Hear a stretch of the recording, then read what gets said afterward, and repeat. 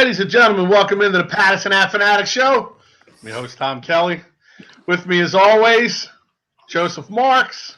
So, James Scorza, who's not stuck in a time warp today, and Willie Guns. Not me. I'm not in no time warp. I'm here. No, you're good, Guns. You're good. James was stuck in a time warp last week, but we got him out of there. That was hilarious, Joey. Can you put that clip back on Facebook when he was just sitting there and we kept on trying to talk to him? And like James would just be like this. And you hear him talking. We got to bust your chops a little bit, James. Yeah. I really was. Hey, before we get into the show, let me get into some of my reads here, please. Fan tees, 20% off if you use the Edge of Philly promo code. I mean, you just see some of the shirts that are on here, and that's just a small tip of the iceberg as to what Fan Tee has on their site. So check them out. Get yourself 20% off using the Edge of Philly promo code. And then please get yourself an Edge of Philly hat. 4 colors, green and cream, which I'm wearing right now. I'm modeling it for you. Black and white, charcoal and red, and charcoal and orange. I say every week, Al, if you're listening, if Santa Claus dropped off one of them charcoal and orange hats in my mailbox, I would not be disappointed. Let's get onto the network here. Some of the shows on our network. Of course, you cannot forget the Birds IQ boys, Kyle and Eric Quinn, Sundays at 7 p.m. The Broad Street Bullies Pod, Drew Doyle and Jeff, 8 p.m. on Sundays. Philly Press Box Radio, my guys, Jimmy Chesko and Bill Furman are on Wednesdays at 7 p.m. For all you lacrosse heads out there, and there's a couple that I know, Kevin and Gary, all lacrosse all the time. Lax Philly. Check those guys out. All right. So with that said, what's going on, fellas? It's been an interesting week in the wild world of Philadelphia sports. Your Philadelphia Eagles have a brand new look. Let's just go right out of the gate over some of the hires that have happened over the last week. Now, we know 9 days ago or 10 days ago or whatever it was, they hired Nick Sirianni as their head coach, 39 years old, same age as me. Their offensive coordinator is Shane Steichen. We'll just throw that out there. Shane is 35 years old, 4 years younger than me. Their defensive coordinator, Jonathan Gannon, 37 years old. Their quarterback coach, Brian Johnson's 33 years old. And their new tight end coach, Jason Michael, 42 years old. Their pass game coordinator, Kevin Patalo, 39 years old. This is a young coaching staff. And that's exciting. Yeah. Because unfortunately, football has come a long way now. Dude, put it this way. The starting quarterback for the Tampa Bay Buccaneers is older than your entire coaching staff, your entire new hired coaching staff. The quarterback of the Tampa Bay Buccaneers is older than every one of them. And all these guys will be coaching your Philadelphia Eagles next year. Gentlemen, thoughts? I'm scared. Joey, Joey goes first. I'm scared. I'm honestly petrified because there's not a lot of experienced eyes in that coaching staff. Everybody hasn't had that experience with, okay, if this doesn't work, then what do we do? If this doesn't work, then what do we do? If this does, I remember this working because I did it before. Right. Let's do that. That's what I worry about, is the lack of experience could come to bite them in the ass. Absolutely. Guns, where'd you go? We're missing Willie Guns, but it's okay. I'm sure I'll be back. James, now being a man in the mid-20s that you are, these guys are still older than you, but how do you feel about a coaching staff that's essentially the same age as the guys you're on Zoom with right now, or on the StreamYard with? Well, we're old now, so that actually means they're old in life. Yeah, I mean, yesterday when I saw in the press conference, I wasn't impressed at all. I mean, it's just a lack of, when he was, again, asked the questions, he wasn't answering the questions that we wanted. And I was really disappointed how the press conference went yesterday. And then adding insult to injury, Jeffrey Lurie talking for 15 minutes. And now me and my dad were like, dude, would you just shut up and let the coach talk? I mean, it was unbelievable yesterday how how like badly it's become. I mean, look, and a lot of people. I mean, look, I know. I mean, there's not one thing yesterday I was saying. Oh, like I like how he talked. Like I was saying, like not how he talked, but I like how his like philosophy is gonna come to Philadelphia. And yesterday was just a real disappointment. And like I said, I wasn't impressed at all yesterday by the lack of like what he was talking about yesterday. So. Yeah, it was a really disappointing press conference, to tell you honestly, Tom. Conference yesterday? What time was the press conference yesterday when they introduced him? Like around noon, I think. I think it was probably like around 12. Here's how much I care, James. I didn't even watch it. That early? Yeah, I watched it later. You know, quality homework for a sports talk show host, Will. I don't care. I was busy watching YouTube videos of us back in the day. That'll give you our old videos will give you the most updated information on Philly sports. That's the way to go. I loved it, man. It was good. I was just enjoying myself one day. I was like, I enjoy watching myself. Now, were you watching the old videos, Will, from back in the day, or the most recent ones from? All of them. Oh, nice. Sometimes I go back and watch our old Super Bowl parade videos just by myself. Just remembering all the good times. All right, so essentially my first question out of the gate was, how do you guys feel about this new coaching staff? Will, did you hear the names and ages that I read off? I heard all the ages, and you know what? I like the sound of that. You like the starting over young? The sound of it, dude, because listen, you can't. Me at my age of 38 can't be playing a kid in Madden in his prime in video games at 21. You know what I'm saying? When I play him in Madden in a football game, eventually older coaches in the NFL are not going to get it.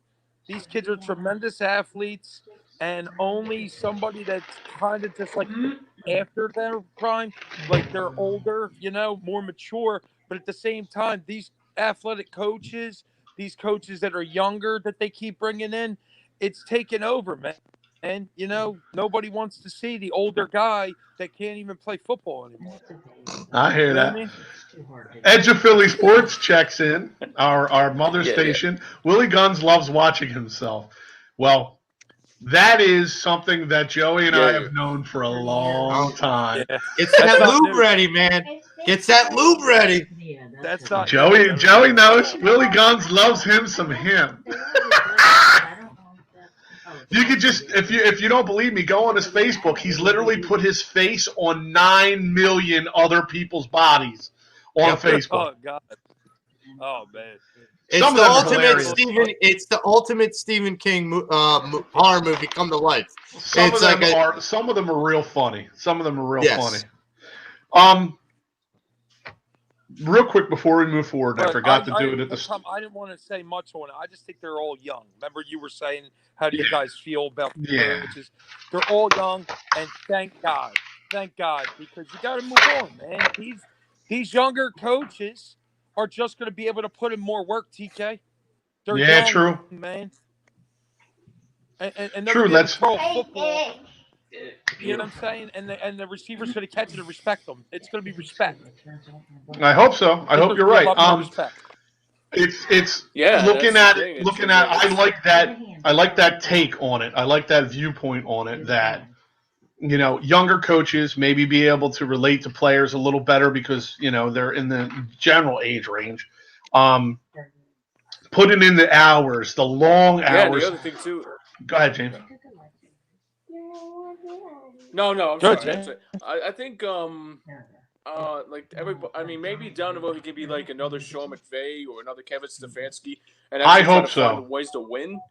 But like I said, like yesterday, I didn't. I don't know about that. I don't know. I mean, yesterday I couldn't tell you like one thing. Yesterday, it was really bothering me that he was not answering the question properly, and that's the thing that bothered me yesterday. Was like, that don't matter, James. James, you're not going to answer every question properly, James. James, you can't say it. No, I understand that, but the real reality is that it's dry. You can paint on the back, but you gotta let it dry. Let the guy. That's the thing. If you look down the field, Darius Leonard. It's James, if you look at Darius Leonard came forward for him. Did you read it? Did you see Yeah, it, Tom? No, I get that, Will, but it's just that. No. That's a hell of a play. I mean, look, I understand he's not going to answer every question, but at the same time, I'm like, how are you going to bring winning culture back to Philadelphia? Is what I say. James, Right. just listen. Move on from Doug Peterson. Move on, bro. We got a new head coach now. Be excited about that, man. Seriously, just be excited. Mm-hmm. That's it. Yeah, he looked nervous. He looked really nervous yesterday. I'm optimistic, but I'm not going to be excited about it. I'll be optimistic. It's going to happen. A rookie head coach do good? You don't think that they're ready to tank this year? A rookie head coach doing good this young? That's going to be tough, man. You don't think they're ready to tank this year? It could be Sean McVay for all I know. Who the hell knows, man? I mean, it could be. I'm not saying I'm not going to give him. I'll give him his props. I mean, a whole new facelift. Well, listen. For every Kevin Stefanski and Sean McVay, there's an Adam Gase and there's a Kyle Shanahan. There's a guy that doesn't do well. For every young coach that does excel, there's another young coach that completely bombs. Right. Jason McDaniels, who went to be a head coach, and everyone praised him from the system he came from, bombed as a head coach. So with the so here's how I'm looking at it. Just about every coach that Jeff Lurie has hired has had some success and relatively early in their Philadelphia Eagles career. From Reed to Chip Kelly to Doug. Even Ray Rhodes had success. I'm optimistic, like James said. You can't be too fired up about it. You can't take too much from yesterday's press conference because A, he looked nervous. Right. B, he's doing it over a Zoom. He doesn't have a room full of people. He's answering questions. And I don't care what person you are coming into this city, you know about the fans, you know about the media. Neither one of them are going to cut you a break. Nope. And I guarantee you there's PR people having conversations. We're having conversations with him yesterday prior to that. Yeah. Do you think Jeff and Lurie warned them? Every team warns every team warns a new player coming in. Every team in this city warns a new player coming in about the fans and the media. You got to be on your toes, and you got to be honest. I mean, look, it's like we've always kind of said, welcome to Thunderdome.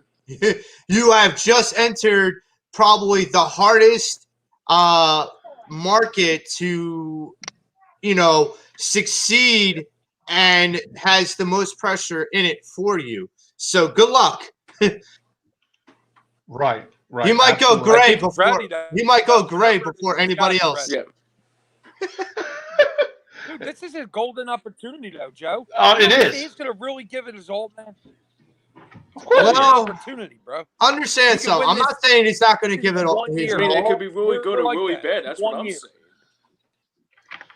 Well, yes. He could go 9-7 this year, make the playoffs by a wild card, and then go to the NFC Championship. You don't know. Here's the thing. Do is get in the dance. They always say that. I get that. Here's my theory: is with the young coaching staff, we might see an offense that the NFL has never seen before. We don't know. I mean, it could happen. I don't know. It's more than possible. Is he going to start Carson Wentz, even though the quarterback's coach is Hurts' boy? That's crazy. Well, both are Hurts' What's going on boys. there? It sounds like every position on this team is going to be an open competition. Yep. Every single one. He said it. And it should be. And it should be. And people yesterday were looking for answers from him about the Carson Wentz, Jalen Hurts thing. And let's be honest. Did you really think he was going to give you any kind of insight into what he was thinking? This guy just got here. He doesn't know yet. He has an idea probably, but he doesn't know. He's not going to be able to say, I'm gonna look to trade Hurts or I'm going to look to trade Wentz. No, everything. He's going to give you the run-of-the-mill answers. What do we got here from Edge of Philly Sports? He could be anything. He is a smokescreen covering up Howie and Jeff on the spotlight. I am giving him a chance. I agree, giving him a chance too. That's all we can do. I mean, what are we going to do? You can't go down there and make them change their mind. Would we have felt better? Learn the names because we're going to hear about them, and that's it. Right. Would we have felt better with an Eric Bieniemy? Yeah, sure. But look, this guy was under Frank Reich. He comes highly recommended from Frank Reich. A lot of people are saying Frank Reich was one of the main reasons we won that Super Bowl. So let's, hey, the Frank Reich coaching tree has begun. Yeah, but did you guys expect him to pick young coordinators or older coordinators? He won that Super Bowl because of Deuce Staley. Deuce Staley should have got 1 year at least. 1 year at least. They should have gave him a shot. How the city was backing him and everything. I think the Eagles won the Super Bowl because of Deuce Staley. Okay. No, he was part of the coaching staff. That's what I'm aware. I'm aware of. That's it. Plain and simple. Oh, you just said the Eagles won because of Deuce Staley. I'm just trying to. I'm not saying that I want everything in one press conference. I just want to have straight answers. Did he not run the ball well? I just want. I want to know. Well, they definitely did. Frank Reich's credit. Well, I mean, they ran the. But no touchdown passes were thrown. No touchdown passes were thrown. No Philly plays were called. It was all running all the time. There was key runs in that game, and the running back showed up. Right.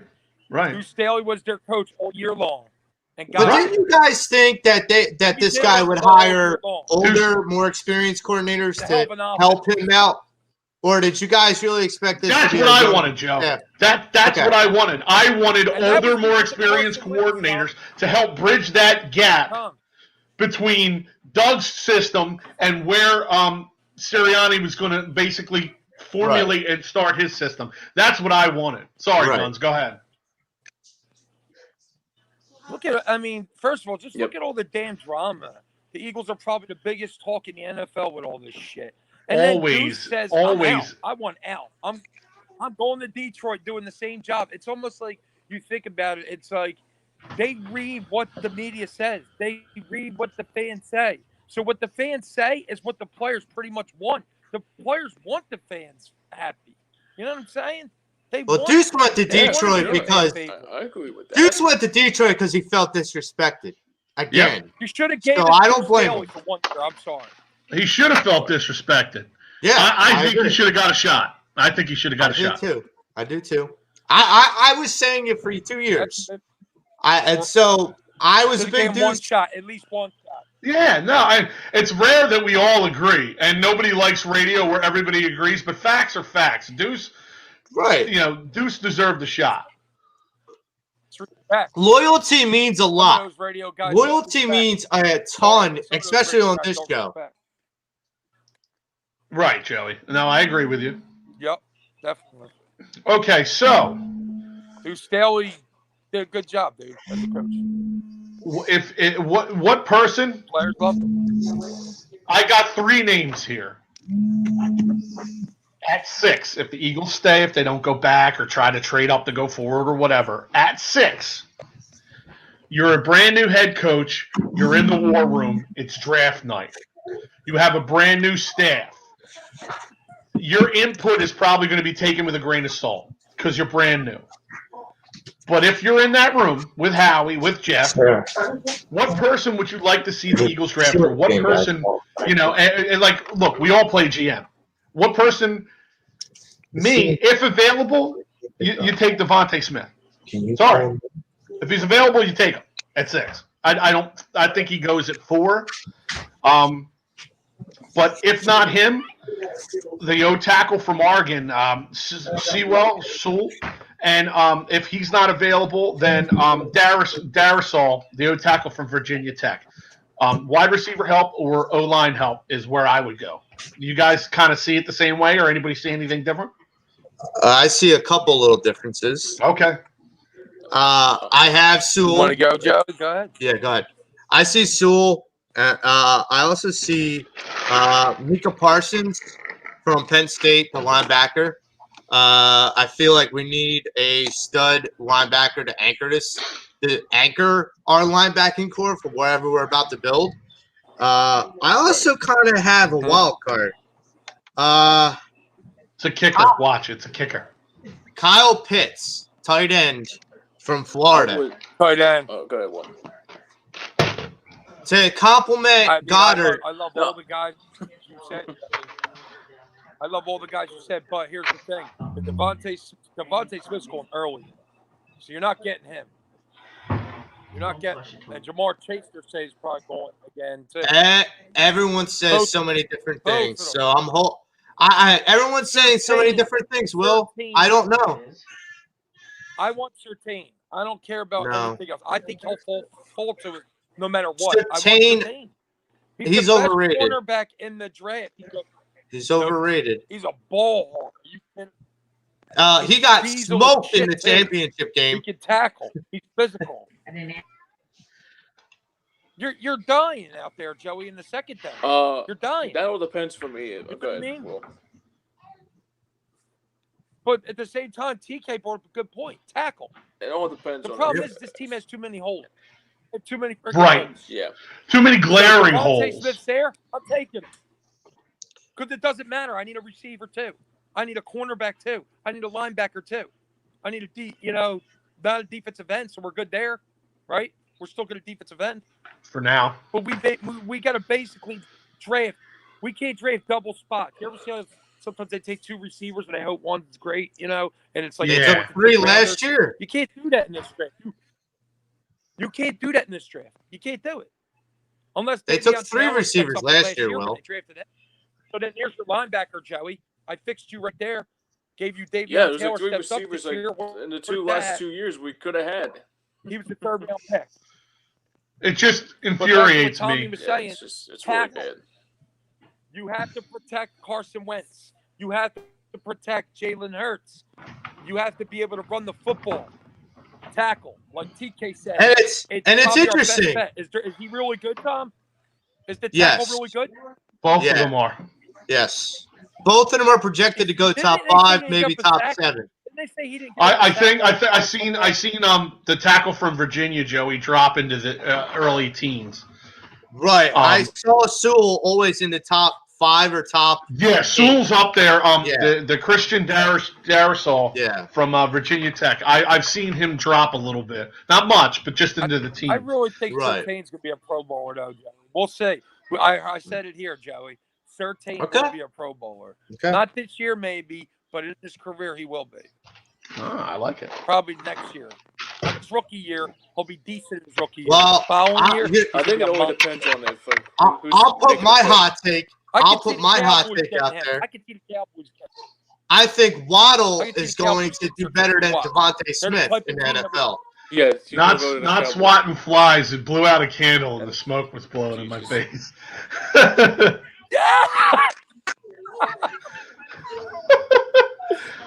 got a hot take. If you're gonna do that kind of hot take, Will, with Patrick Surtain II, I'm gonna do one too. I think Waddle's gonna have a better rookie year than Devontae Smith. Oh, hot take. Waddle? Hot take. Waddle. Where do you guys see Ertz going? You like more than Devontae Smith? Waddle's faster. He's faster. Speed kills. And he was injured in that last game they played. He played injured, so he is a monster. I'll take Waddle. I kind of agree with Joey. If you don't draft Devontae Smith because he's gone already and Waddle's there, that's another good pick. This is a tough draft. It's a tough draft. That Facebook user is Chucky Wolf, El Capo, who said that I was swatting flies. That's all right, Chuck. I hope you feel better. Chuck was in the ER last night, so WCBB in the house. Joey, you got a little person I hear making some noise in the background. Everything all right? Yeah, Mama's taking care of it. That's awesome. That's awesome. Good to hear. Listen, where do you guys think Zach Ertz is going to go? Because it's obvious he's not coming back here. I think it's an open market. Open market. I think it's open market. So I think we should get something good for him personally. I think. I hope Third round pick because of his contract. I would take a third round pick for Ertz. I would take a third. I don't think you're gonna get it though. You For look at Ertz? T.O., you got a fourth round. No, remember when you traded T.O. and you got a fourth round pick? They're saying that Chucky Wolf said that Ertz would look good in the blue and orange. I'm actually, fan. Yeah, I actually think Chuck, your wish might come true. Going with John Elway. I think your wish might come true, Chuck. That's the first. Them? Yes. Yeah. Or did they part ways with Elway? Did they part ways? No, he's still with them. No, he's still with them. Oh wait, but yeah, they part ways with them. Oh wait, yeah. But no, Chuck, your wish might come true. He might be a Bronco. You never know. Go ahead, Joey. All right. Well, that's probably the best thing they ever. So let me ask you guys: do you draft another tight end? And if you do you draft them high? Kyle Pitts is a fucking stud, dude. I mean, he's Elway stepped down as GM. He's not the GM. Okay, never mind. Yeah, that's what I thought. Yeah, know it. What you were saying, Tom, about earlier about we didn't really finish what you were saying about Zach Ertz, where he's going. We would talk about how dangerous he could be with the right quarterback. I think Pittsburgh should really look into it. No yak Zach. Of not retiring. Yeah, one of the tight ends already retired, I think, right? Yeah, I mean, you got to think in teams that need a veteran tight end. Put it that way. What teams need a veteran tight end? You don't think Tampa Bay might be thinking to themselves, well, Gronk's getting older, but we still like Gronk, but what if we had Zach Ertz with us too? Right. Tampa Bay's got Tom Brady. Tampa Bay's got Brady and O.J. Howard. They're fine. Yeah, they got O.J. Howard. They won't. And Brady. Tyler Brady and O.J. Howard. They're fine. These are the things I would explain. I would explain that to the GMs that I'm trading with. Like, you know what you're getting with Zach Ertz. You know how your offense runs.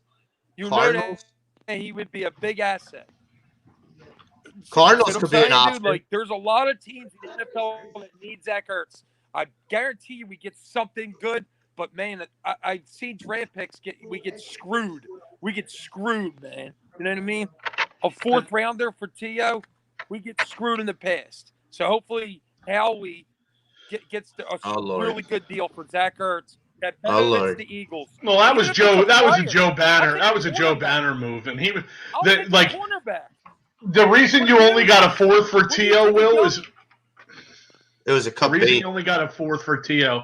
is because teams knew that he was out no matter what, so they weren't going to sell the farm to get him. Damaged goods. And Zach Ertz is out too. Ertz is out too. Yeah, but Zach Ertz isn't making the stink that T.O. made. Got to get rid of him because of his talent. Yeah, but Ertz isn't making the same stink that T.O. made. Yeah, but teams are going to lowball. Of course. It's haggling. So it doesn't matter how he's still making picks. It doesn't matter what pick you get. Everybody's going to be nervous about. Even if you got a second rounder for Zach Ertz, everybody's going to be nervous of what Howie's going to do. Although I would like to see a Zach Ertz driveway work out. Organization let Ertz go where he wants. Do you agree, Tom? What's that, Guns? Do you agree? Do you think the Eagles organization let Zach Ertz go where he wants to, as long as that team's interested? I don't see why not. You think they do that? Yeah, I don't see why not. Do they give them that? That's respect. I would hope. I mean, that's the thing. Like the sad thing is to hate to see him go. Just basically like because he won us our first Super Bowl, that clutch touchdown. So I think that's the sad thing is too. I think if you have to look at the, but if you get like a draft pick or a couple of draft picks out of him, I think I'll be okay with that. But I mean, that all depends on who you are replacing them with. Right. You just said multiple draft picks. That sounded very attractive.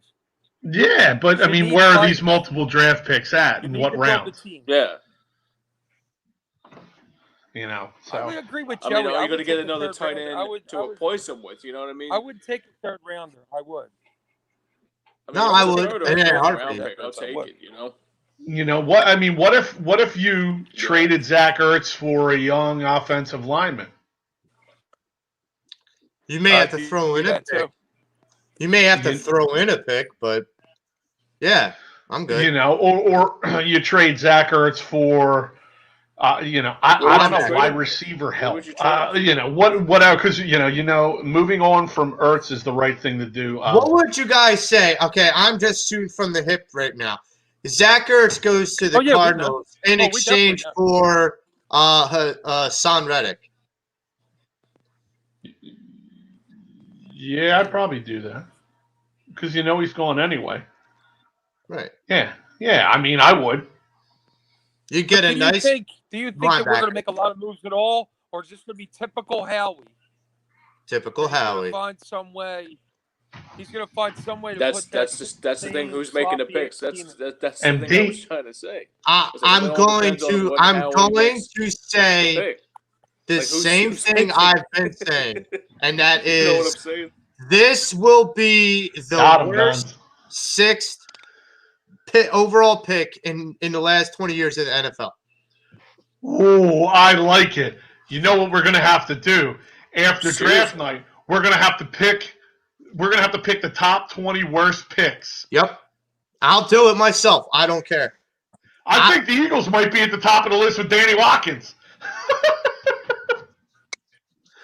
He still has his job. This GM still has his job. It's crazy. He's been fired. Go on. It's crazy. It's like working in an ice cream parlor. It's hold on. Like what Howie Roseman's doing. It's like working in an ice cream parlor and letting all the ice cream melt, pouring it into a cup and handing it to people. Every day, and he still has his job. It's called a milkshake store. It's not even a milkshake. It's chocolate milk. Tom, that is cruel. That's legit. It is. It's legit. It's everything the guy touches, as far as draft picks go, turns to shit. Turns into a dumpster fire. Yeah. A dumpster fire under 95 behind a tire fire next to an old burnt down factory. Yes. Like it's everything he touches turns to crap for the most part. I'm getting tired of Howie Roseman if you haven't noticed. Kelly drafted that defensive end? What was the player Chip Kelly drafted the defensive end? Smith, was it? Michael Smith? Oh, no. Yeah. Yeah, you're right. Marcus Smith. So even when Kelly didn't draft, Chip Kelly took Marcus. Yeah, so we just can't draft Marcus Smith is busting tables at Buffalo Wild Wings in Cherry Hill now. Next to Wendell Smallwood. Yeah. Yo, I remember back in the day. No, I don't know if you guys remember this. Back in the day, when Chicky and Pete's first opened, Reno Mahe used to bust tables on nights where they didn't have away games. Wow. That's Vi Sekahema's nephew. Nephew, yes. And he must have had a gambling. He must have had a gambling problem. Why's the guy got? Maybe he's just grinding, dude. Maybe he's out there grinding, working hard. You throw the gambling problem at him. Look, dude, he was just a special teams guy. He was just your kick returner. He stayed fit though. He stayed fit. Yo, look at this StreamYard right now. Hold on, look at this StreamYard right now. Everybody but like Willie Guns looks like he's just laying in bed, relaxing. Yes. It's like he's got his phone taped to the ceiling and he's just chilling. You look comfy. You look really comfy, man. James looks like he's at the local Chinese. Don't even say it, Joey. Don't even. James looks like he's in the wishy-wash with that big fan in the background. Oh, Lord. We'll get ourselves in trouble today. Oh, yeah. Don't mind the fan in the back. That's all good. It's all good, James. I'm a bit. Hey, you gotta add James, character. whenever anybody comes on the Zoom, you Add should just tell them, character. point behind you and go, I'm a big fan. I'm a big fan. Sorry, dad joke. I'll stop. But In sporting news, I've been, you know, There you go. we Be a all, good sponsorship. we all read. What are you in a fucking dojo? James, Miyagi-Do karate. Yo, Eagle Fang karate will kick your ass, man. Eagles don't get shit on. They do the shitting. They do the shitting. Oh, yes. Officially, rails off them. We're off the rails. I'm reading the other day, and I checked this out yesterday. The Sporting News has the Eagles with the second best offseason head coaching and coaching staff hires behind the Jets. How is this place still a credible news source when you have a bunch of no-namers? That's a Jet fan. That's a Jet fan. Yo, you want Washi, James?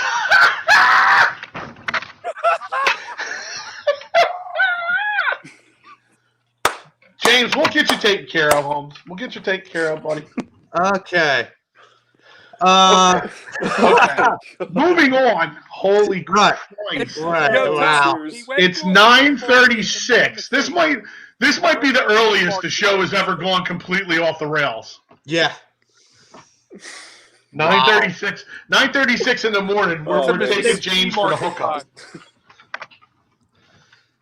James, we'll just sit in the lobby and drink small Budweiser cans while, you whatever. Never mind. All right, so.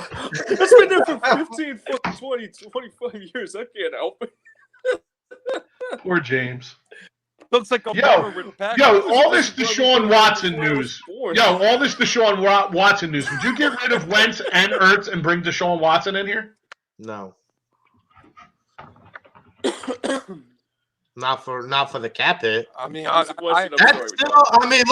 Watson, what if you traded him and Wentz? What if you traded him and Wentz and flop salaries, Joe? So there would be no hit? Essentially? Whatever the money worked itself out to, but it would be a lot less of a hit. I'd take Deshaun Watson. I'd take that. Yeah. I would take I do. I'd do it. You take Deshaun Watson, and then you have a Watson and a Hurts. You can basically play the same game style for both your starter and your backup quarterback, and you really wouldn't have to interchange anything or change parts around. But Hurts would learn a lot from Watson. A ton. A ton. A ton. Yeah. I wouldn't mind that. Wow. That's an interesting thought, right? It's a little bit of a head scratcher for me. Here's another thought. Aaron Rodgers made some incendiary comments after the loss. Do you bring Aaron Rodgers in for a year or two? Do you bring that bad man over and see what happens? I would bring that bad man over. I would bring Aaron Rodgers in. Because I think the Packers got Cat. Rager looked great. I think he would get the ball to Rager. I do. I think he would. I think he would get it to Goddard because Goddard's a very good tight end. I think he would get it to his other receivers too. It's kind of his job. Yeah. You draft Devontae Smith with Aaron Rodgers? Ooh, man. See, now you just went from, hey, the Eagles are rebuilding this year to, if these coaches are half decent, you're looking really good. Yeah. But see, here's the thing. We're all coming up with good trades, but we got to think about who's in the front office. Howie's not coming up with these good trades. Which look, everybody says to front office people, if you listen to the fans, you'll soon be sitting with them. That's the old adage. I know. But why does it feel like a fan can look at something clearly and it seems really obvious, and then they don't do anything remotely close to what you're looking at? Because it may seem easy from our point of view. Right, but there's a lot of underlying factors that we don't know about. They have scouting reports and stuff. That's a good point. That's a good point. Paperwork, political stuff, everything. The fans always come up with amazing trade scenarios. Yeah. Fans always come up with amazing trade scenarios, but they never happen. They're still bullshit? coming up with Ben Simmons It's like, trades. that's all you can give us. We know a trade can happen.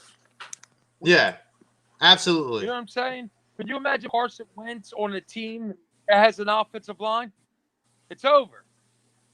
It's over. Give him an offensive Well, that's line. why I agree A that we need to consistent build the one. offensive line up. Because if this offensive line gets stout, Carson Wentz is going to be a Give him stud. some help. No doubt in my mind. And you, If this guy has time to throw, You know, I say. I'm I'm one of over. those guys where if we do trade Wentz, Right. I want to see him go somewhere that has an offensive line, and I want all those Eagles fans to eat their words and know that we did the same thing we always do. We boot a guy out of friggin' town. And it's getting old. The fans haven't made the right choices, Tom. Joey Sheeran checks in. Joe Marks is coming right at your neck, Joe. Joey Sheeran writes, "Stop it. Rodgers isn't leaving Green Bay." We're just being Hypothetical, Joe. Relax. Yeah, hypotheticals, man. Hypotheticals. I think we have a closet Packer fan. I mean, I don't know. Oh boy. I don't know. I don't think so. Joey Sheeran bleeds it, brother. Yeah, he looks I know. He bleeds the green. Yeah, hold on. Here we go. Aaron loved the hiring of Nick Sirianni and his the phone himself working out deal with the Eagles. Oh, okay. So we can cut this sarcasm with a knife here, but it's all right because we bring a lot of this on ourselves. We bring a lot of this on ourselves. We have a guest coming on soon, or I'd say Mr. Sheeran jump into the live stream, but maybe we'll do that next week, Joe. Maybe we'll have you on, and we'll address this a little further. But yeah, we got our man Jesse Bell coming on in a couple of minutes here, but we'll wrap it up with this Eagles talk. The Deshaun Watson thing seems really interesting to me. That's why I brought it up. Although they say he's not going anywhere, but that's that's what you hear. Where there's smoke, there's fire. But right. I mean, some of these things your quarterback asked to get traded. What are you going to do to fix that? If your quarterback asks Joey to get traded, you trade him. Yeah, he don't want to be there. I don't want him no more. Yeah, he definitely doesn't want to be there. Why would you keep him? You don't want to do They're that. idiots if they keep him. The same could be said for Carson What Wentz team in does he go some to? reports. Going to make them a contender. Maybe Miami picks him up. No, Needless to say, whatever happens, you don't know. It should be an interesting. It should be an interesting year. Starting in a couple of months with the draft. OTAs under an entirely new coaching staff. However, from what I hear, Stoutland isn't going anywhere now. He's not going back to Alabama. I think Sirianni made a phone call, and I believe Stoutland's staying now. Which that's your O-line coach. That's huge. He's one of the best. Bama hired somebody else for the O-line. Yeah. Well, I heard Stoutland was going back there. But he got undercut by Saban. So that ended real quick. And they hired when he was like 4 years old. So it's like he knows Jalen Hurts really well. Apparently, Nick Saban's hiring all ex-NFL coaches. Bill O'Brien. He's got the cachet to do that. He's Nick Saban. Bill O'Brien. If anybody can do that, it's him. Yeah, absolutely. I mean, I'm just like, okay, all your coordinators are ex-NFL head coaches. I'm like, okay, that's some clout. Like I said, Nick Saban can definitely do that. But with that said, wow, Willie Guns is technical difficulties apparently. It should be an interesting season. I'm a little, not a lot. I'm a little optimistic about this season. I'm not like I have been in Eagle seasons past, but just when you think they're going to disappoint you again is usually when they smack you upside the head with reality in a good way. So I'm hoping that's what happens. Yeah. And like I told you about Jeff for Sirianni, but it's just that I don't know. I know you weren't impressed by his press conference, James, but he's a brand new head coach. There's a lot of things going on. Guns is a technical difficulty. Somebody typed in, Guns is, I said you were experiencing technical difficulties when your camera went to the side, and they said, Guns is a technical difficulty. So here, hold on one sec, guys. Hold on one sec, because my man is just joined in the lobby. So I had to change backgrounds. Let's welcome in Jesse Bell from Flyers Alley. What's up, brother? What's going on, guys? What's happening? So we just wrapped up our birds talk, and your timing couldn't have been any better. Let's start. There he is. Let's start from the very beginning here, Jesse. Tell us where folks can find your show, who's on the show with you, and how long have you guys been doing Flyers Alley now? Yeah, so we pretty much based off of Instagram right now. We used to have some Facebook presence, but we got rid of that as a little much. Right now, it's just me and my cousin Wade Ruska Jr. and stealing your guy Willie Guns every now and then with some explosive talks. You know it. But we've been around for about. I actually just found out I think it's been like a year and a half now. Nice, man. So it's pretty cool. It's the whole podcast thing is new to us. So it's awesome. A year and a half, dude. Any kind of longevity in the podcast world shows that you have, you have that stick-to-itiveness, because it's the podcast world can be tough. That's for sure. Do you have a certain time when your show comes out every week, and where can folks find Flyers Alley? So basically, we do it just because we have kids, and he's got a pretty serious work schedule. We usually around 8:00 on Sundays we'll record it, and it can go usually on Mondays. It'll be up on Spotify, Apple Podcasts, and Google Podcasts, and Anchor. Beautiful. So beautiful. We are all, and from now on, man, we're definitely teaming up and doing collaboration. So folks will be getting a lot more of Jesse in their life, especially when it comes down to some Pattison Ave Flyers talks. We'd like to have folks who know what they're talking about, and know what they're doing. So with that being said, what's your guys' explicit language clause right now before I even start talking on here? You're good, brother. You're good. If you think of it and you can trade an F-bomb with something else, fine. If not, fuck it. Who cares? So, it's because I know you get fired up, and I know you're into it. We try not to use language, but we don't have any FCC regulations or anything like that. I calmed down for a while on our show, so I can do it for one day, I guess. I hear you. Well, the guy on my screen to your right, he gets fired up too. So I want Jesse to get to know James Scorza and Joey Marks. What's that, Will?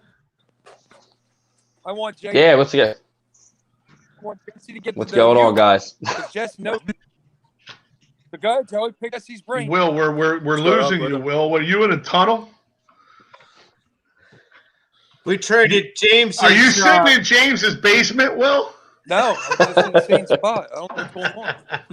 All right, let's jump into some puck talk here. Another 34 shots on Hart. Can he sustain the numbers that he's putting up, minus the 6-1 loss that he had when he went around smacking his stick on the fucking post? But can these guys sustain it if the defense just keeps letting people skate by them? I mean, can he sustain these numbers? Jesse, what do you think? Yeah, I think he'll be good. I think it's a lot of maturity coming out in him now, just because he's so young and he's so humble. And I mean, when he apologized for smashing his stick, which I think is absolutely ridiculous, but that just shows you how humble he is. I think he'll start wrapping his mind around how you kind of have to act in the NHL when it comes to acting the way that he's acting. I think his defense needs to show up sometimes. Having Myers hurt is definitely a big deal. I don't think people realize that him being hurt's as big of a deal as Couturier being hurt, but I think he'll act accordingly. I think he'll be fine. Nice. I hope so. Looks like your father-in-law's checking in on the message board here, Jazz. Yeah, I saw him. But that's my man. A lot of great times with John Dannon. A lot of great times. Joey, I know you're a stickler for what the defense is doing in front of Hart or not doing in front of Hart. How are you feeling about all these shots that have been that this guy's been facing? I mean, we're talking more than your average goalie, I would think. So good news, bad news situation. Good news is Carter Hart, as young as he is, with all these shots on goal, will become his potential and his skill set will become a lot sharper really quickly because he has no choice. There's a lot of shots coming at you. Bad news situation. You're not going to win every game because your defense is failing in front of you.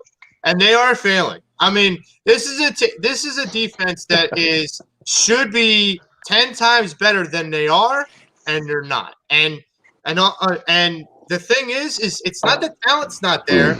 It's that they're not performing to the talent that they should be. And I'm not sure if it's Vigneault that's just like, we don't need defense. Carter's got it. Well, that's a lot of confidence in your young goaltender.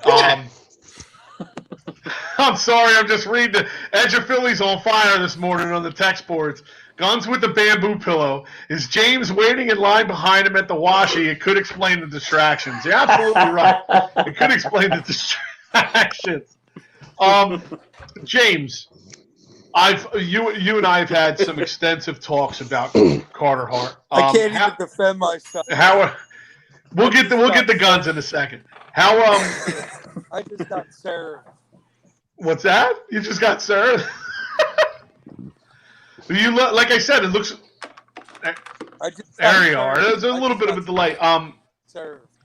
James, do you think there's anything the Flyers can do differently to help out their young goaltender as far as defensive? Can they? This question's for everybody. Is it a line issue? Is it an injury issue? Is it a AV doesn't strike me as the type to let things like that slide. He doesn't strike me as the type that, when they get in the locker room, he's like, hey, we still won, we still beat Jersey 3-1. I know he had 34 shots on him, but we still won. He doesn't strike me as the type to do that. Where do you think the issues are lying with this defense? I think it's the type of play that they have. They don't get physical with the opposing team. And I don't think they get physical enough. I mean, you remember some of these older Flyers teams that would get physical, maybe have some penalty issues and be in the box. But especially in the last game against the Devils, they were in the box a lot, but they still weren't being physical. So, right, the game has changed so much where the physicality is so different. And that kind of works against the defense a lot. Like, we talk about the NFL being all about offense and not a lot about defense. Maybe I think the NHL is kind of turning that way too. I agree with that. Yeah. There's also like a stigma that happens with the Flyers right now where like young, even the veterans sometimes they get caught flat-footed and then they carry the puck around that defenseman and then they either go around the net and then bring it back out front across point. So that's how we lose when we lose. When we win, we dominate the team, but we still give up a lot of shitty shots that maybe Hart only faced of a decent. You know what I'm saying? Because he does get a lot of slop thrown in him. Admit that. Like those outside shots that the Flyers forced the guy to take it to, those days for Hart. They're his bread and butters. It's when we allow them to get close in, like down underneath, maybe slightly above the slot where Hart's in trouble. You know Guns, you're breaking up, buddy. If keeps hanging him out to dry like that, you're going to go 6-1 games here and there. You're breaking up, homie. It might be your reception. Jess, go ahead. You were saying something? I feel like a lot of people forget because, I mean, I'm sorry. I'm horrible with names, so I'll just call you J Money. What you're saying about, the physicality and such, did you know what happens when we do hit them? Then, like, most of our line is in the penalty box for, whatever it ends up being. They forgot about the embellishment rule. I mean, there's so many factors to the Flyers not hitting, and if we watch the game, some of the guys that will hit, they hesitate and they stop. Like Braun is literally useless in my opinion. During the playoffs, he flinched when someone tried to hit him. Like there's so many issues. I don't think there's any issue, and everybody's going to be nuts when I say this. I don't think there's any issues with the defense. I think that we have a problem with people being injured. I think you do need that physical presence, and AV needs to be the coach and be like, look, to the GM or to say to everybody else, look, we're fucking tired. I apologize. We're tired for, our guys being pushed around. We got injury. I mean, Frost got hurt, from getting hit by somebody else. Now, if we did that, we'd be, game misconduct and such. So, I mean, I think it's time to bring Sammy Morin up, go down to the Reading Royals, go down to the Phantoms and start finding some bruisers, bring them up. It's early in the season. Set the tone for the rest of this short season that if you mess with us, we're going to fight you. Regardless, we don't care about the fines. We don't care about the game misconduct because those guys don't really matter anyway. So I'm gonna come back. Okay, so Jesse, my name is Joe or Marks, whatever you want to call me. I apologize. No problem. But here's the thing. I think that the injuries play a big role, but when you only have Myers really down for your defense and you're still playing lackluster defense, I mean, I agree with Will. They get caught flat-footed. The one goal yesterday or the other day with the last game against the Devils, Gostisbehere got caught like completely flat-footed, was about 5 to 10 feet away from the player that shot the puck, and it was like if he was closer and played more physical and was actually like on the ball. And Ghost is supposed to be a top-tier defender on our team. Now, to touch on he's supposed to be. I'm not saying he is. We're talking Ghost, not his first year. If it was Ghost's first year, we'd be having a different conversation. Here's the thing. Provorov in his first year kind of shit the bed. And now Provorov seems like he's kind of trying to step up to the forefront.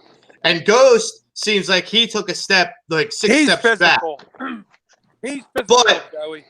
to get back to what you're saying about the physicality and Braun and everything else, when you have TK, when you have Konechny that is the and Hayes that are the most physical forwards and maybe even the most physical players on your team, that is saying something. Because yes, that is a huge problem. I did like how Prosser got involved. Prosser got involved, and I like that. He got a little chippy in the Devils game.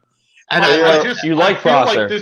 I feel like this team's built more for speed than the Bruise nowadays. Yeah. Yeah, I feel like a few years back they seen the direction the NHL was going in, and they kind of changed their philosophy. It seemed like, God rest his soul, once Ed Snyder passed away, and a different kind of, I believe his son took over, right? Wasn't it Snyder's kid that took over? Yeah. It just felt like the mindset or the philosophy changed. I almost equate the Flyers now to the late 90s Detroit Red Wings or the early 90s Calgary Flames, where they don't really have any bruisers, and they're built a lot more for speed than they are for mucking it up along the boards. Like the Russian Five and whatnot. I feel like they have those people, but you got Nicholas Ekubel. That kid, he's got such an attitude on him. I love it, but he can't express it. So when he does it, it's horrible. Right. You got Lawton. He's nasty. I mean, you got a lot of guys that can be physical, and it's kind of impossible to ignore that someone's making them stop, because then every other team's pushing us around, and that's just unheard of when it comes to Flyers hockey. Well, it really is. Let's also keep in mind, Claude Giroux used to be a physical guy, and he's not even setting the tone. Carl Drury's not really a physical guy. It's like when Crosby's on the ice. Yeah, that's about it. Because he's softer That's all than you're gonna is. get. Yeah, he's softer than baby shit. That guy. So I mean, that's like that kid that gets picked on in school finally has somebody weaker than him, so he can push him around. That's a great analogy. But it's the truth. Coming up, the Flyers have 2 games against the Islanders and then 2 games against the Bruins. At the end of this 4 games, that could say a lot about the top in the East. We don't know what Washington's going to do, but the Flyers are tied essentially with the Bruins right now. Is anybody afraid of the Islanders? Like they seem to have had the Flyers' numbers over the last couple of years. That's because I think they imposed that physical play, and the Flyers just can't seem to figure them out.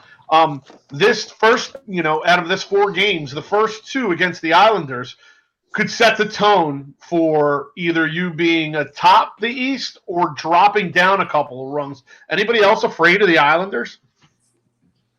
Yeah, I mean, they have our number. They when you start talking about, you'll talk about Matthew Barzal, and you start talking other players, you kind of forget that they have Anders Lee. They're a sleeper team. They got our number. They got our number in the playoffs, and it was terrifying. But I don't really think they're. I don't think that they're the team they were in the playoffs. Right. The Washington Capitals are bulldozing over everybody. So I mean, it's going to be a tough one because no one had preseason. So I think it's every single team in the NHL right now have lost at least 1 game with an outstanding score of, they got 2 goals to 6 or 5 or something like that. So everybody's playing like crap right now. The Flyers they got to come out. I mean, and they have the ability to. And I hope that they do the right goalie switch and they start Moose today, and let Hart kind of observe while Moose either makes his mistakes or stands on his head like he has been, and then let Hart play tomorrow. So if we win 1, we at least win 1. We don't get blown out. I think that's where I have to go about it. I like it. I dig it. Willie Guns, you all right over there? You are stuck. I don't know. Can you guys hear me? Yeah, you're like you're in the time warp. Go ahead, James. Fire away, young man.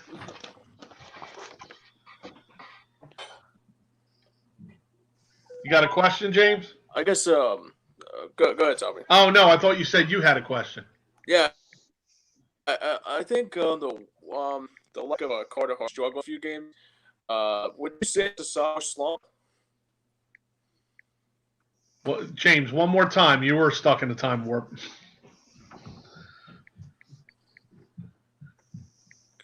One more time, bud. One more time, James.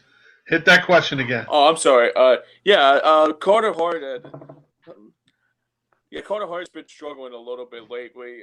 Just due to I guess a couple nights ago he gave up 6 goals to Boston, and I mean he looked pretty good against the Devils on I think it was Thursday night. Do you think he's going through a sophomore slump, or is it just the lack of players around him are not doing the job well? I think it was 1 game. He got smacked, realized what happened, and he came back and proved. I think it was only 1 game too, but then again, I mean, I don't know honestly because it's just it's just it's sad because it's not sad, but it's just it's. Everybody wants him to play to the fullest potential, and then there's a lot of. I mean, I don't know. I mean, maybe it's just probably 1 game he just had one bad game, and I hope that's what it was. He looked really good on a couple of nights ago, so that's probably. Let's get one thing clear: the Devils are not lighting the world on fire. They're in a rebuild. Yeah, but they've been surprising this season. They've been surprised. The Devils have been surprising this season so far. 5-2-1. They're not playing that bad. 5-2-1. There's Willie Guns back in action. They're gonna be a steam team. I'm not worried about the Devils. They'll run out of steam when it matters most, just like the Capitals will. Willie Guns checking in. They're 5-2-1. We got that. Good. Yeah, I'm telling you, that's what I keep saying. I wanted to make sure. I mean, that's nothing to complain about. I mean, that is Am I a good. back? That is really a good. Yeah, actually, James, were you saying? I think you're kind of. I think a lot of people are forgetting how young Carter Hart is, and you're putting literally the weight of the world on this kid's shoulders.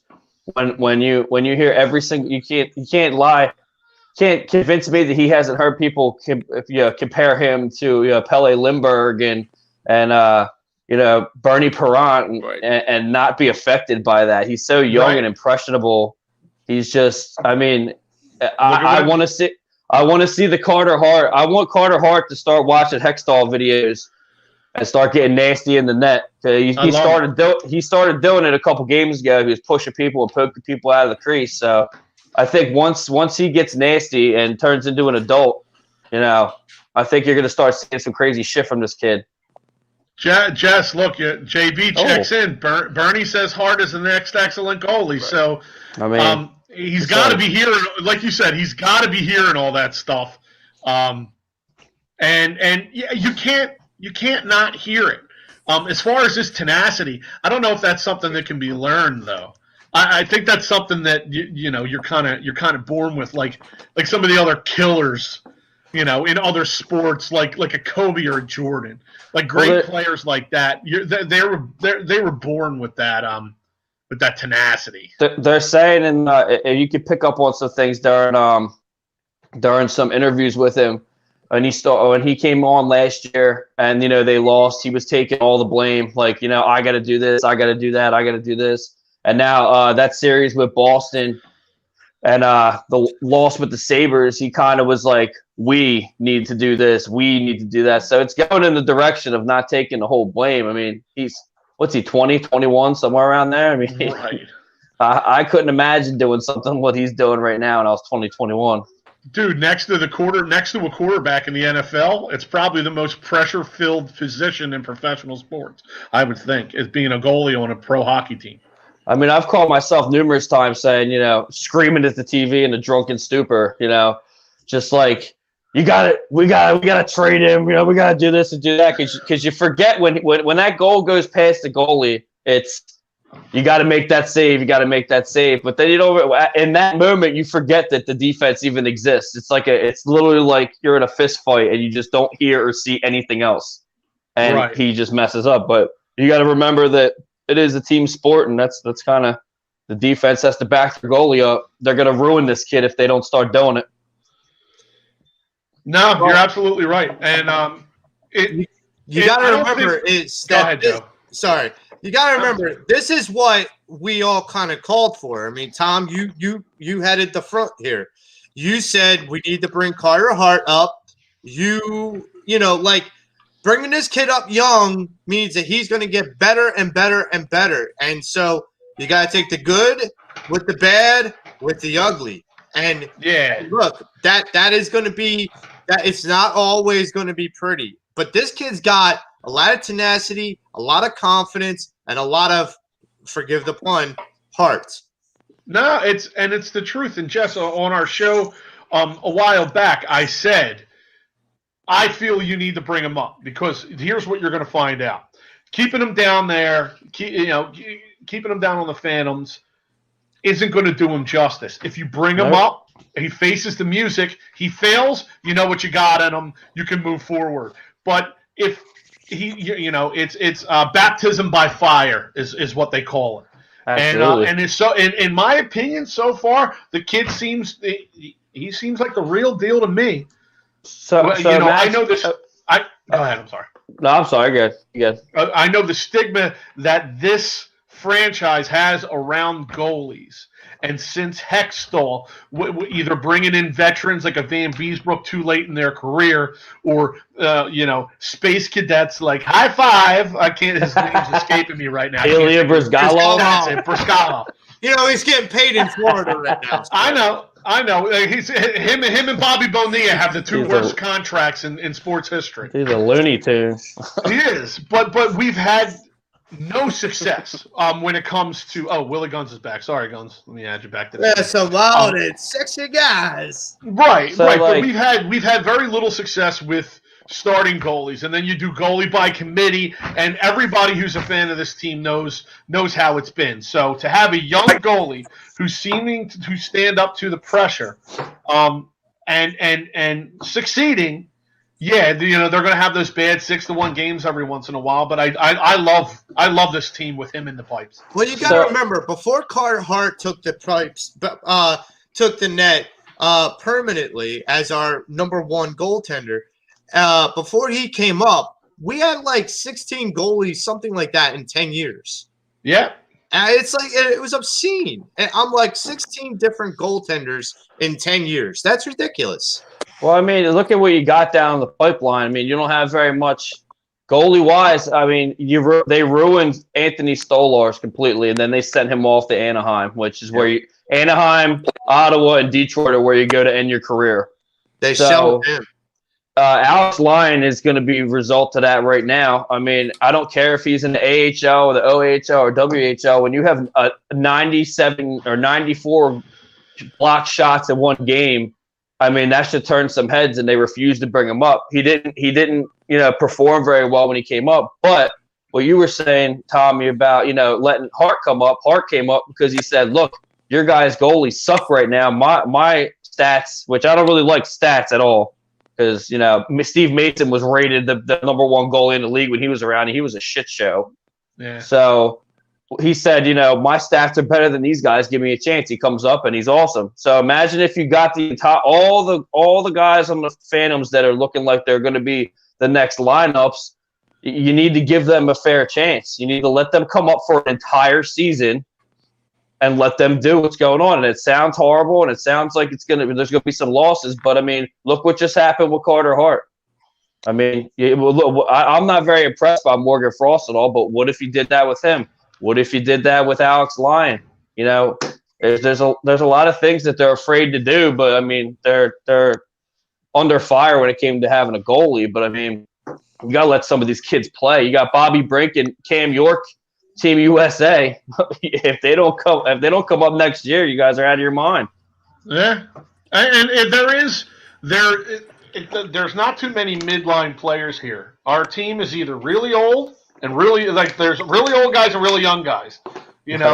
Them young guys move into the more veteran roles, and you need to bring up some more of this young talent. I mean, eventually this core is going to be past their prime, and then you're going to have decisions to make. Now, Jesse, I'm going to bring you into a conversation that has been on the show since before the show was a show. If you guys don't mind, also, before we end it, I would like to ask all you guys a Flyers Alley question. Will knows what it is, but before we do that, I would just like to do that. Absolutely. I look cool. forward to it. It's a doozy, don't worry. No, it's all good. It's all good. I actually lost my point that I was just going to... Oh, I'm sorry, man. That's okay. We'll keep moving with this. The Flyers the other night finally outscored their opponents. I believe it was like the first game this season that they had, or the second game this season, that they actually outscored their opponents. Is it fair to expect this from your offense when, and I know, Jess, you don't feel like there's any issues with the defense, but it's been one-sided. Goals, that goals against column. Is it fair to expect from your offense to keep up with the shots that the defense seems to be letting get past them?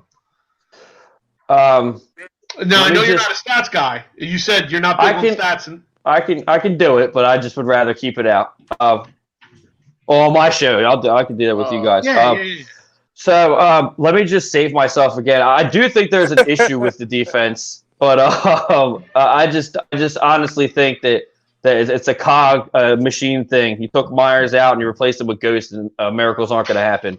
That being said, I think a lot more of the vets need to show up on the offense to have the result of what you had the other night. I mean, Giroux and Hayes. I mean, Hayes is a hell of a player, man. He could take one-handed control into their zone, being attacked by three guys. He's a one-man power play kill unit, but we got you here to score, man. Yeah. So, absolutely. A lot of guys need to start showing up with that. The whole behind behind the back blind passes that you think that your Bergeron and Pasternak and your guy's just going to be there to pick the puck up is just not going to happen with us, and that's a huge issue that creates turnover. So I think they need to start honing in more on the offense when it comes to the vets like Jake, and when we got JVR starting to score as much as he is. If I was Giroux, I'd kind of be like, yeah, I want to get a goal too as soon as possible. Absolutely. So, that leads me into my question that I now remember where I was going with that. Sometimes I'm a space cadet. You'll have to excuse me. So on this show, forever, we've had a discussion about Claude Giroux earning the C, keeping the C, deserving the C on the jersey. How do you feel about Claude Giroux? How does Flyers Alley feel about Claude Giroux? Oh, God. I'm looking forward to this. I think too. He's a fan of Claude Giroux. I'm actually not. I'm actually not. I'm not. I'm on the fence. Let's just say I'm on the fence. This year I'm on the fence. I think after this year, I'll give him next year just because it's a shortened season. Right. You can't be that guy and then all of a sudden you get a patch on your shirt and you just the way that it's going is he's not a captain. I mean, if you guys know anything else about the other teams in the NHL, Shea Weber is the best captain on the face of the earth. Like, he's a brick shit house. He will kick your ass and he can play. Yeah. He will fight, but I pity the fool that wants to drop the gloves with him. You got to be when you're a captain, you got to be an all-around player, I feel. And I think Giroux has the ability, and I think you're starting to see it. But I don't think he deserves the C. I'll put that on. There you go. There it is. Thank you. So we were at Joey. Joey, I'll tell this one for you. We were a few years back. We were at 97.5 the Fanatics Fan Fest.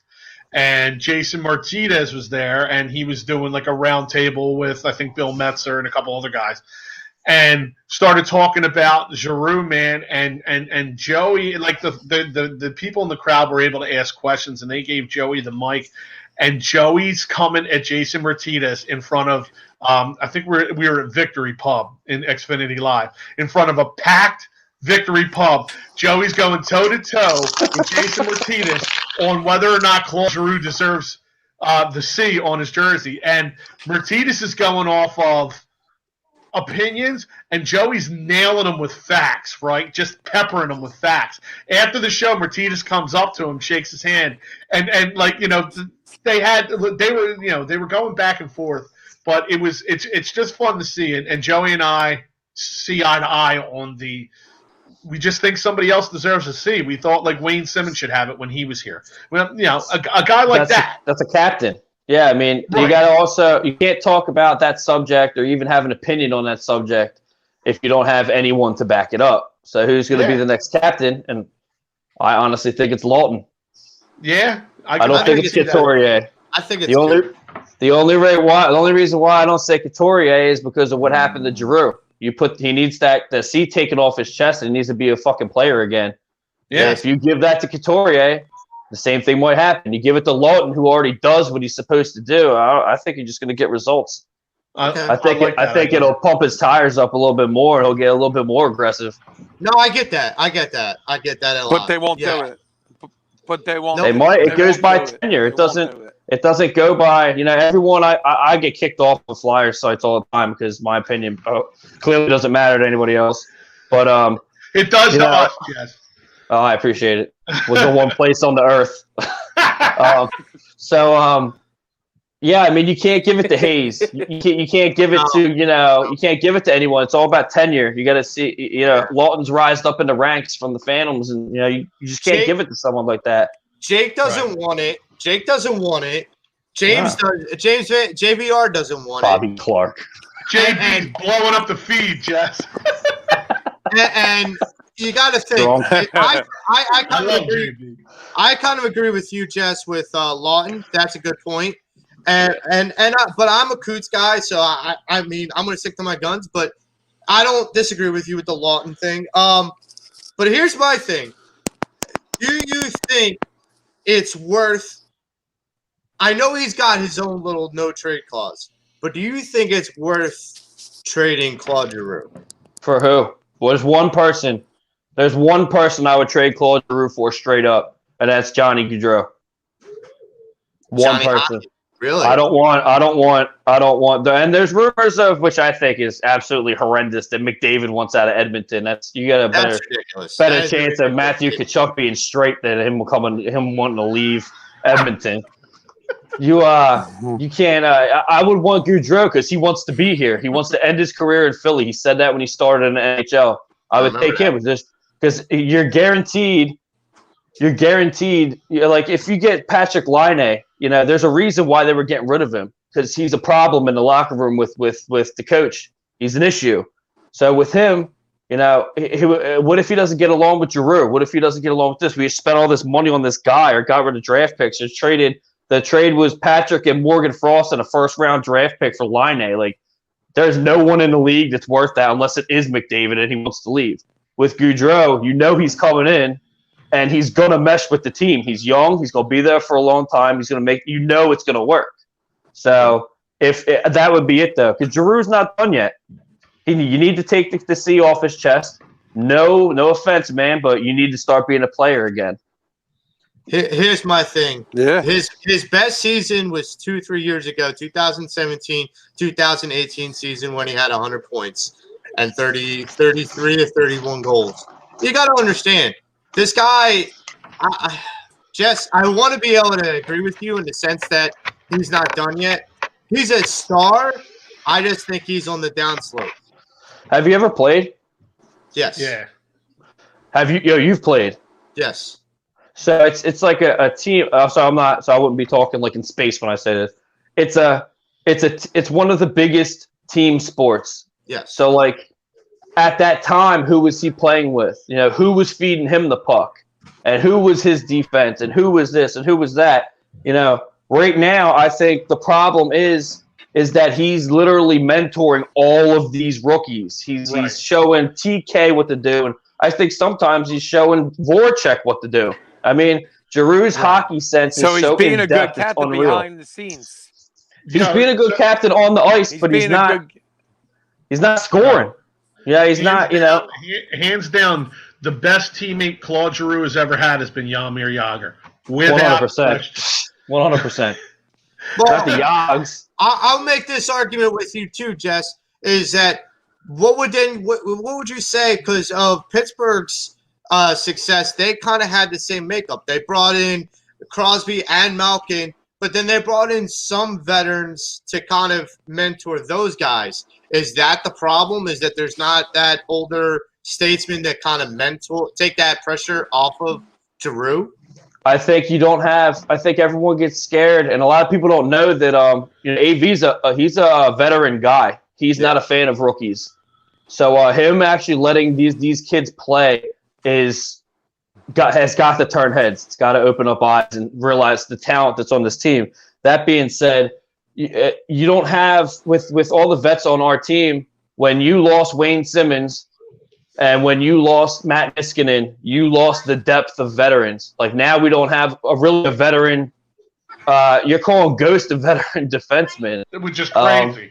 Which is ridiculous. I mean, you got all your vets are on offense, and you're relying on defense. That's when I kind of get a little hype when people blame defense.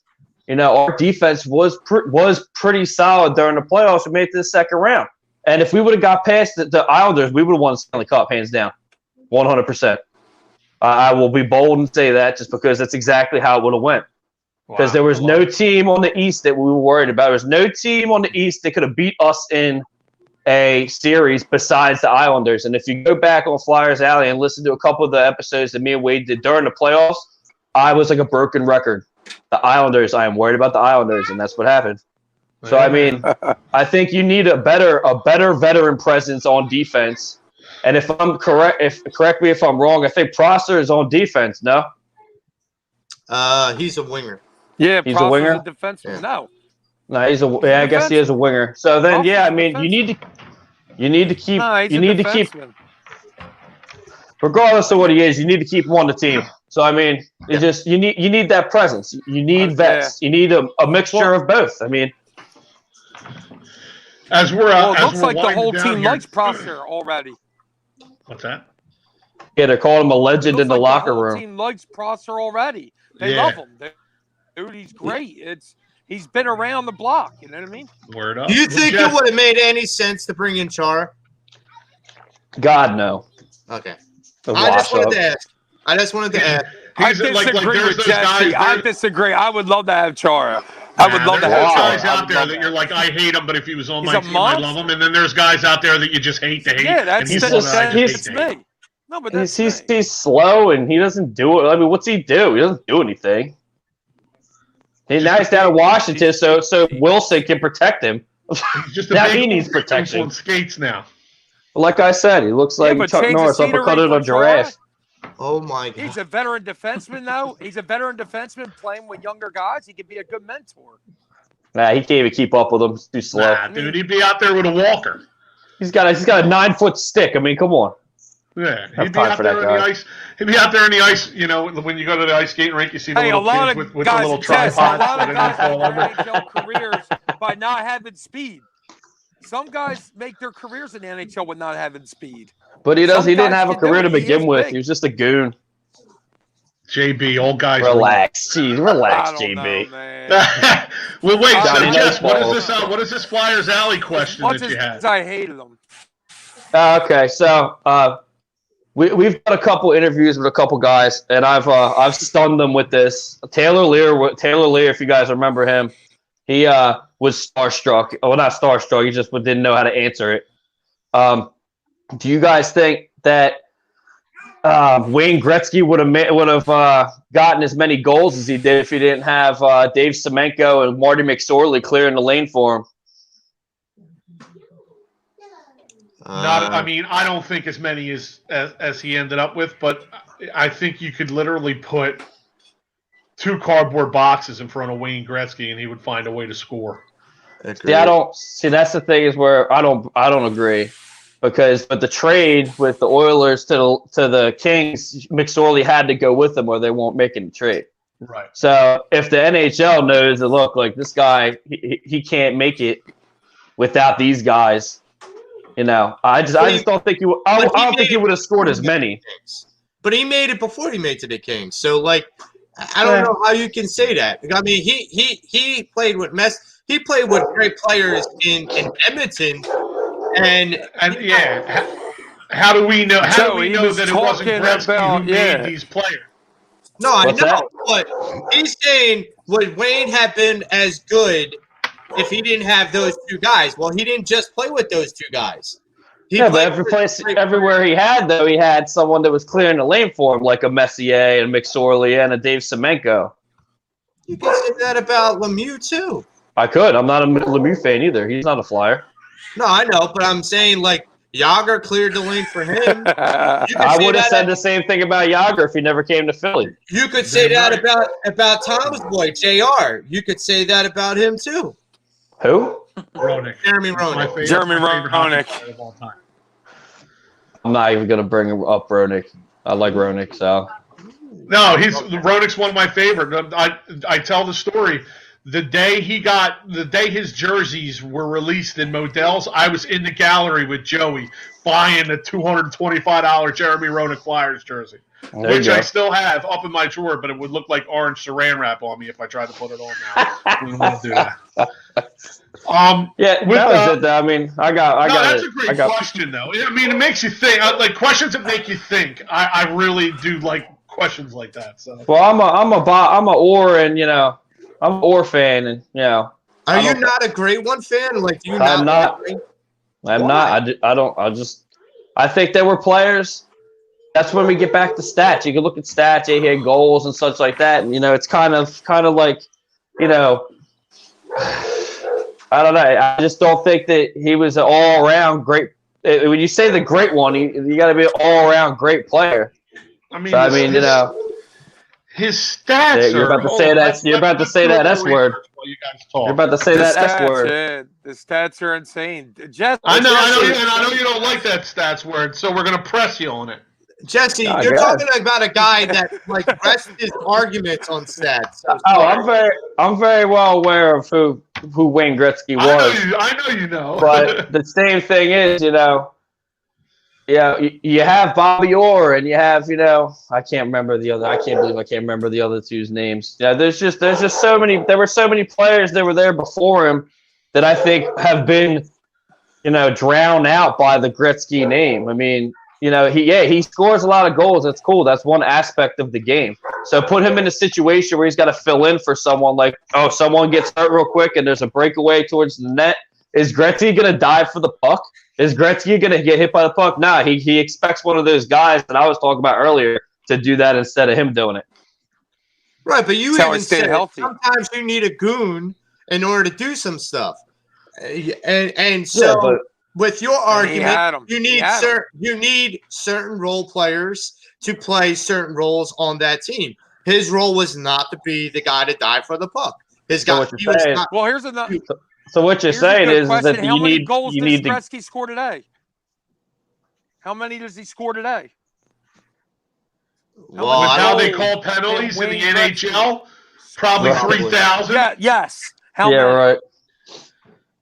How many goals do you think Gretzky would score in one season today? So here you go. Here are your stats. Can you guys still see me? I'm not. Not on my screen. Yeah, I can all right. So Wayne Gretzky, as far as points, is almost 1,000 points ahead of second place, which is Jaromir Jagr. And here's an interesting fact: third place all time is Mark Messier, who was a teammate of Gretzky's for a long time. So it's not like he wasn't surrounded with talent. But I don't disagree with what Jesse's saying. Guys like McSorley clearing the way for him. No, I agree with Jesse. I don't think he would have had as many goals in his career. My entire question comes from, I don't know if you guys, I'm not trying to keep you guys on here longer than you want to. No, but, you're good. That's a really good documentary called Ice Guardians. I don't know if anyone's ever seen it. It's on Netflix. No, but I'll check it out. Yeah. It's one of the best things. I cried a couple times. But I'm emotional, so I mean that doesn't say anything. Same here. Same here. So I cry every time I see his face. Schultz on there. They talk a lot about the physicality getting taken out of the game, and a lot about Derek Bugard dying from opiate abuse and such like that. But that topic was brought up, and I believe it was Dave Schultz that said it, and actually it was Dave Semenko before he died. Actually, it was Dave Semenko before he died, and that's where I got the question from. I don't think he straight says I don't think Gretzky would have made as many goals as he did if I wasn't there to back him up. Because the reason behind the whole documentary is the fact that enforcer, and mind you, they hate being called goons. Raleigh Cote definitely let that be known when we interviewed him. The enforcer role is so looked down upon right now with hockey that there's no place. Like, people in the NHL don't have jobs now that could still have a career because of the way they're taking the fighting out of hockey, and that's their job. So I mean, it's a team sport. Everybody's there for that reason. These guys like Dave Schultz, when he played in juniors, he didn't even fight. He came up to the Flyers and was like, "Look, I got to do this." Stepped up and became the Hammer. So I mean, there's a reason why people don't just do that. Because it has to be done. A job's got to be done, and that's it. So you're getting roasted today, homie. Jeez, yeah, he is. Guns cries tears of joy every time he passes a mirror. I love it. I absolutely love it. I love it. Well, listen. I will say one thing, Jesse, in party, is it's not always the other players that makes the great one great. It's sometimes the great one that makes other players great. That's why and I realize it's two different sports, but the Montana having Rice, John Taylor, Roger Craig, Brent Jones, all those guys around them, was it those guys that made Montana great, Montana making those guys great, or the chemistry between them that they might not have had with other people? So it's the same thing with Gretzky. Is it Is it Gretzky being great? Is it the people in front of him, like Jesse's saying, clearing the way for him, making him great? Or is it maybe all their chemistry together? Well, do you hear about But why Gretzky's team ever, or do you ever hear about Gretzky? No, you hear about Edmonton. That's true. You hear about Edmonton. Yeah, you hear about Edmonton now that they have McDavid. No. I'm saying you hear about Edmonton in Gretzky's time with Messier and all those guys. We must So have. I guess they must play a different thing on Verizon. I don't have that. I don't ever get that channel. Joe, what you were saying didn't really Boston make Stone. sense because we That's all good. were just talking about Gretzky. We were talking about Gretzky the whole time, Joey. We didn't talk about Edmonton. We talked about Edmonton for like a cup of coffee, dude. Seriously. Yeah, but he played on Edmonton, Will. Keep up, Will. He played on Edmonton. Relax. We were talking about Gretzky, though, being the great one. Yeah, his career. And he his needed career. he needed the enforcers in front of him. Good Lord. Dude, we were still just talking about Gretzky, though. Gretzky was the conversation. Right, he played in Edmonton. See what started, Jess? Right. I love it. Did you not remember that? You do not believe, and trust me, you do not have to start anything between these two. It's always fun and Yeah, I'm just going to say to you, Joey, and I say to my wife, you're right. Hey, Joe, did you say that Wayne Gretzky was on the Edmonton Oilers for a cup of coffee? No, I did not. No, Will.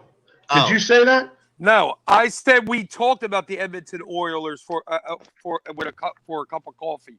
For as long as a cup of coffee. But we were talking about Gretzky. Right. Yes. You know what I mean? So Jesse's right. You really don't talk about that Oilers team the way they should. It's always Gretzky. The funny part is he spent more time on the Oilers than he did anywhere else in his career. Right, but what I'm saying to Jesse is they talk about that Edmonton Oilers team as one of the best teams in NHL history. Yeah, why is that, though? Because Gretzky, Messier, and all the other people that were in there that did well. Yeah, but if it wasn't him, then there would be no talk. Gretzky's name first. No. It's not name first, Joey. So you're look, but it's not just Gretzky. That's the problem. Is everyone you didn't say Mark Messier? You didn't say Mark. You didn't say Mark Messier. Right, because Gretzky, there you go. Because Gretzky did more than Messier on that team. Messier didn't become a superstar until he went to the Rangers. Yeah, I'll agree with you on that one. Yeah. Gretzky, it was in New York. It was in New York where he kind of blossomed into the player. He retired in New York. All right, so let me. Gretzky was amazing. Man. Let me wrap this up. First off, I want to thank Jesse Bell from the Flyers Alley podcast for joining us today. Jess, you're always welcome on the Pattison Ave Phanatics Show whenever, man. It was great talking puck with you. You can catch Flyers Alley. They record it on Sunday nights, and they usually release it on Spotify and your other podcast companies of choice on Mondays. So before we wrap up, I just want to jump over to here, and I want to talk about – sorry, my daughter's in the background. I want to talk about Phanties. If you're a Philly fan, obviously any kind of Philadelphia sports T-shirt is going to be right up their alley. You get 20% off when you use the Edge of Philly promo code. Get yourself an Edge of Philly hat. I am modeling for everyone the green and cream one, but it comes in black and white, charcoal and red, and charcoal and orange. Let's talk about the shows on the network. You got Bird's Eye Q with Kyle and Eric Quinn. That's at Sundays at 7 p.m. And then the Broad Street Bullies podcast at 8 p.m. with Drew Doyle and Jeff. Those guys not only bring the laughs, but they bring the knowledge when it comes to hockey. Your Philly Press Box Radio with my man Jim, Chet Chesko, and Bill Furman. They're on Wednesdays at 7 p.m. And then for all you lacrosse freaks out there, Lax Philly, Kevin and Gary, hands down, they cover it all. Please tune in and check those guys out as well. So for Jesse Bell, for James Scorza, Willie Guns, and Joe Marks, I'm Tom Kelly. It's the Pattison Ave Phanatics Show, everybody. Thanks for tuning in. Later. We'll take it easy, Later. guys. Awesome.